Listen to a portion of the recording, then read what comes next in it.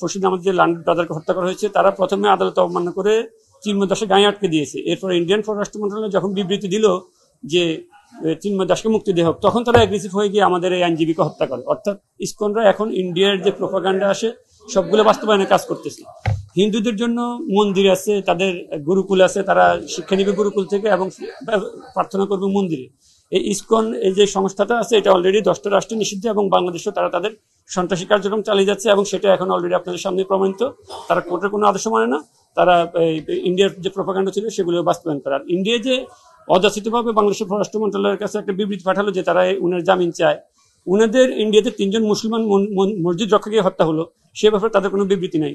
স্বর্ণা দাসকে বর্ডারে হত্যা করা হলো, সে ব্যাপারে তাদের কোনো বিবৃতি নেই।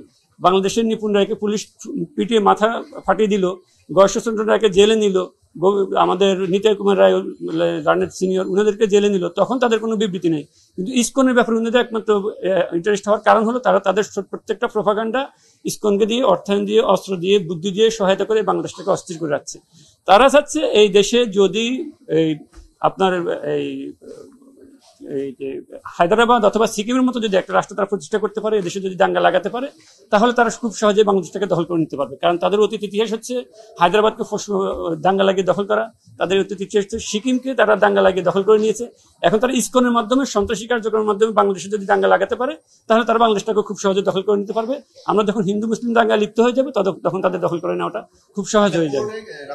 3টা মামলা হয়েছে, যে তারা বলছে যে সিসিটিভি ফুটেজ দেখে অলরেডি 3টা মামলা হয়েছে। একটা মামলা 30 জনকে গ্রেপ্তার করা হয়েছে, আরেকটা মামলা 6 জনকে গ্রেপ্তার করা হয়েছে এবং বাকিটা আন্ডার ইনভেস্টিগেশন আছে। দেখি সিসিটিভি ফুটেজ দেখে পর্যায়ক্রমে তারা তাদের কার্যক্রম চালিয়ে যাচ্ছে এবং মোট 30 জন আর 3 জন, টোটাল 33 জনকে গ্রেপ্তার করা হয়েছে। তো এই আদালত আজকে যে সমাধান দিল যে ইসকন নিষিদ্ধ ব্যাপারে যদি রাষ্ট্রযন্ত্র সর্বোচ্চ, কালকে আপনারা দেখছেন যে হাসনাত আবদুল্লাহ এবং সার্জিস আলম ওনারা দুজনে কিন্তু ইসকন নিষিদ্ধ ব্যাপারে চট্টগ্রামে কথা বলছে এবং তারা আসার ব্যাপারেও তাদেরকে কিন্তু অ্যাক্সিডেন্ট করছে। অর্থাৎ একটা ঘটনার সাথে আরেকটা ঘটনা কিন্তু জড়িত এখন এখানে দেখা যাচ্ছে। অর্থাৎ ইসকনের মূল উদ্দেশ্য হচ্ছে আমাদের রাষ্ট্রটাকে অস্থির করে রাখা।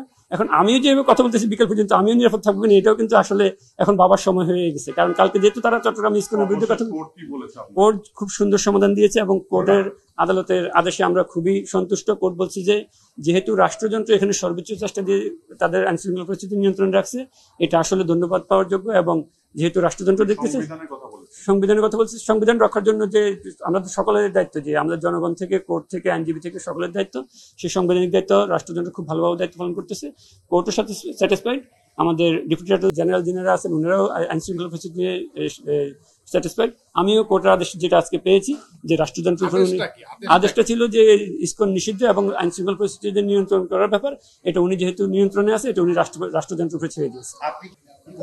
কোর্টের প্রত্যেকটা অবজারভেশনে আমরা স্যাটিসফাইড। কারণ কোর্ট বলছে যে বাংলাদেশে আমরা হিন্দু, বৌদ্ধ, খ্রিস্টান এবং যতটুকু ধর্মের অনুসারী আছে, আমরা প্রত্যেকটা অনুসারীরা খুব মিলেমিশে খুব সুন্দরভাবে বসবাস করতেছি। এবং হিন্দুদের ব্যাপারে আমি খুব ওনারা আমার বন্ধু, আমার ভাই, আমাদের ধর্মের বিরুদ্ধে হতে পারে কিন্তু আমরা একসাথে মিলেমিশে আছি। কিন্তু ইসকনের মাধ্যমে ইন্ডিয়া তার প্রোপাগান্ডা বাস্তবায়ন করতে হচ্ছে, এটা হচ্ছে আমাদের সবচেয়ে আবেগ এবং উদ্বেগ এবং চিন্তার বিষয়। কারণ ইসকন ছাড়াও তো তাদের গুরুকুল আছে, তারা সেখানে শিক্ষা নেবে, মন্দির আছে, তারা সেখানে প্রার্থনা দেবে। ইসকনের এখানে তাদের কোর্ট অবমাননা থেকে শুরু করে আইনজীবী হত্যার মাধ্যমে তারা অলরেডি আমরা গত 5-7 বছর থেকে তাদের নিয়ে খুব সন্দেহ প্রকাশ করছিলাম যে তারা একটা কিছু করতে পারে। এখন তারা রাষ্ট্রযন্ত্রকে অস্থির করার জন্য তারা তাদের এজেন্ডাগুলো অলরেডি বাস্তবায়ন করে যাচ্ছে। কিন্তু আমাদের রাষ্ট্রের স্বাধীনতা, সার্বভৌমত্ব রক্ষার জন্য আমরা যদি এখনই ইসকনকে নিষিদ্ধ না করি, এটা ভবিষ্যতে রক্তের হোলি খেলার মধ্যে দিয়ে নিষিদ্ধ হবে। আমরাও ইন্ডিয়ার সাথে বন্ধুত্বপূর্ণ সম্পর্ক চাই, তবে সেটা সমতা এবং ন্যায্যতার ভিত্তিতে।